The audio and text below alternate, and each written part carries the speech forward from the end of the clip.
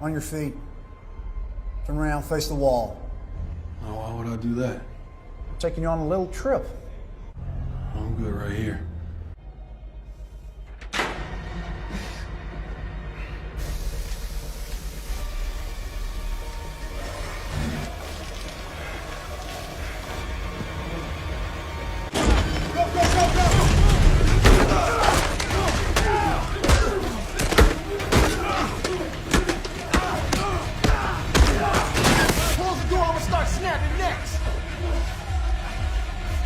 The story begins with John Kelly and his entire team in Syria after getting intel that a CIA officer has been taken hostage, so the moment they land, heavy gunfire breaks out.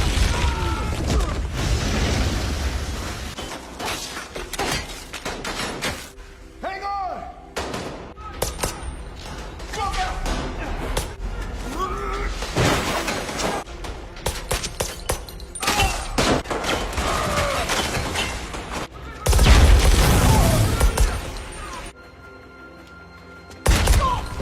But they finally reach that officer and rescue him. And just when they're getting out, they realize the people holding him aren't Syrians at all. They're Russians. And John's team has just taken out a lot of Russian military personnel. The second John hears this, he's on edge and starts pressing Robert Ritter for answers, because Ritter is the guy who had all the intel for this mission. So John demands to know why he never told them Russian forces would be there. And because they didn't have solid intel, one of their men was killed. After hearing all this, Ritter simply says that the mission needed to be completed no matter the cost. But the moment John hears that, he snaps and goes after Ritter, and his team has to pull him back before things get worse. After that, everyone returns to the United States, and we jump ahead 3 months, where we see John at home with his wife Pam, who is pregnant and just a little while away from giving birth to their daughter. So John is happier than ever, and there's a small celebration happening at his house. Very soon, John is also about to leave the Navy SEALs. And then we cut to another scene showing another SEAL who was also part of the Syria operation.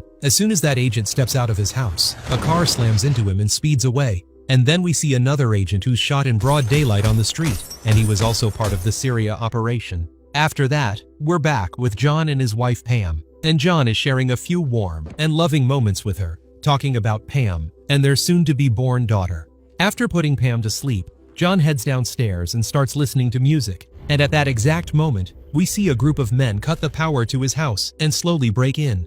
Right then, John senses something is wrong, so he grabs his gun and starts searching the house. But some of the attackers slip into Pam's room and shoot her, and the man who fires the shot also kills the guy who entered the room with him. By then, John reaches the rest of the attackers and takes them down one by one. And finally, he heads toward Pam's room and shoots the man coming out of it. But that man fires back, and both of them drop to the floor wounded. John is hurt badly and can't get up, but the other guy manages to stand and escape. John crawls toward his wife and sees the entire bed soaked in blood.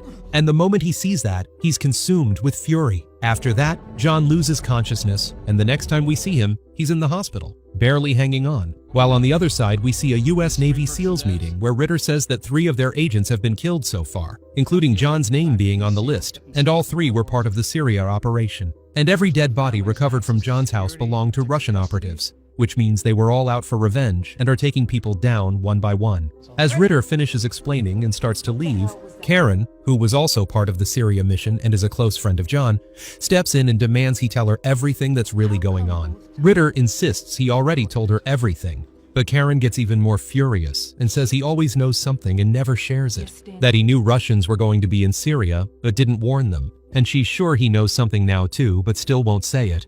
Even then, Ritter keeps quiet and walks away. Karen then goes to see John because he's finally regained consciousness, and the first thing John asks is how his wife is doing, and Karen tells him she's dead. John slowly breaks down, tears filling his eyes, and he asks if they figured out who did all this.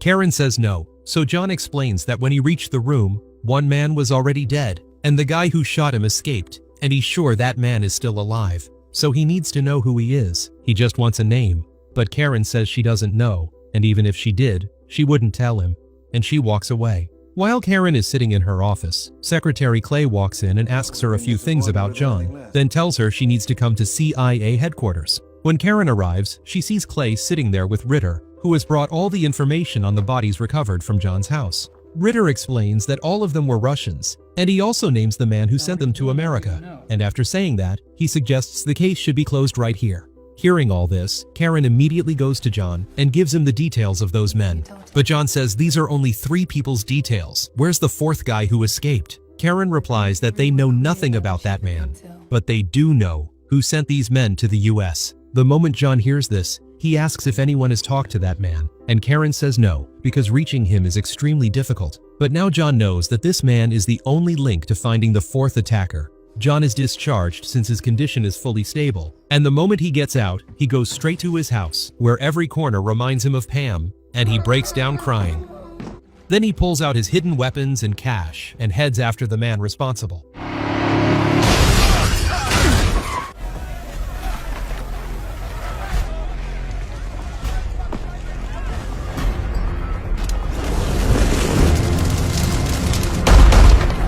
And demands the name of the 4th man right now. But the man tells him that he's the one responsible for his wife's death, because wherever John goes, death follows him. And the moment John hears that, he shoots the man in the shoulder. John warns him that if he doesn't give the name right now, the next bullet is going straight into his skull. And then the man finally gives a name, Viktor Rykov. The moment John gets the name, he shoots the man and walks out, but the police arrive and arrest him. While John is in prison, Karen comes to meet him and tells him he chose the completely wrong path, and that those men might even reach this prison. John tells her they absolutely can reach the prison, but he has information that could help them solve the case, and if the CIA wants that intel, they'll have to get him out of jail first. After saying this, John goes back to his cell, where he hears some Russians talking, and soon a man shows up telling John to step outside. John instantly knows something's wrong and refuses to come out, and preparing himself instead. Suddenly, a group of security guards rushes in, and John attacks them, taking them down one by one, and finally grabs one guard by the neck, threatening to kill him if everyone doesn't back off. The guards leave, and then another man walks in and hands John a phone, saying someone wants to talk. When John answers, Karen tells him they already planned his extraction, so he better not mess anything up. They're getting him out. After that, John arrives at Clay's office, where Ritter and Karen are also present, and they tell him to share whatever information he has. John gives the name of the 4th man, and says it's Viktor Rykov. And the moment they hear that, Ritter says that this man is supposed to be dead. They start thinking someone must have given John the wrong name, so they show him a picture. And when John recognizes the man in the photo, everyone realizes Viktor is still alive. Ritter then explains how dangerous Viktor is, and how he lived in the US at a very young age, while secretly working for Russia. The team begins planning how to capture him. And seeing all this, John says he wants to lead the team and go on this mission himself. At first, no one agrees, but eventually they give in, and the entire team heads for Russia. But the moment their plane enters Russian airspace, it gets attacked and crashes into the water. Then everyone starts sinking. One by one, they manage to climb out, but John stays underwater because he has to retrieve all the weapons and gear. And after a brutal struggle, he finally comes up with everything. When the team regroups, they start talking about how it feels like Ritter is the one who ordered the attack, especially because he didn't travel with them even though he's also in Russia. And he had suggested shutting down the case earlier, so everyone suspects he betrayed them again. When the team finally reaches Ritter, they see he's already surrounded by a group of men and doing some kind of money exchange, which infuriates them even more, and John is ready to beat him down again. But Ritter tells them he thought they were dead, and that he only took help from these men to track Viktor, and the local Russians confirm that they're there to give intel on Viktor. Hearing all this, John finally lets Ritter go, and the following day, Ritter takes everyone to the location where Viktor is supposed to appear. When John arrives, he quietly slips away from the group, shuts a door behind him so no one can follow, because the team's orders are to bring Viktor in alive. But John wants revenge and wants to kill him. As soon as John reaches Viktor, Viktor reveals he already knew John was coming, and he tells John that he didn't kill his wife. He was ordered to kill her, and the man John works for is the same man Viktor works for, which means there's no difference between them. Viktor says if John considers himself a patriot, then he's a patriot too, and everything he's doing is for a bigger purpose. And right after saying that, he hits the trigger, causing a massive explosion that kills Viktor, but somehow leaves John alive. Right then, the rest of the team arrives, but suddenly, two snipers from a nearby building start firing at them, and one of their teammates gets hit and starts writhing in pain. No one can reach him because the snipers have them pinned down, but after a tough fight, they manage to drag their friend to safety and break through a sidewall to escape. By then, the entire area is swarming with police, and Karen rushes in. Karen moves toward the snipers so she can take them out and give the team a safe escape, but just as she's about to fire, her gun jams, and she ends up fighting the sniper hand to hand. In the end, Karen kills him with her knife, and by then John also arrives to back her up.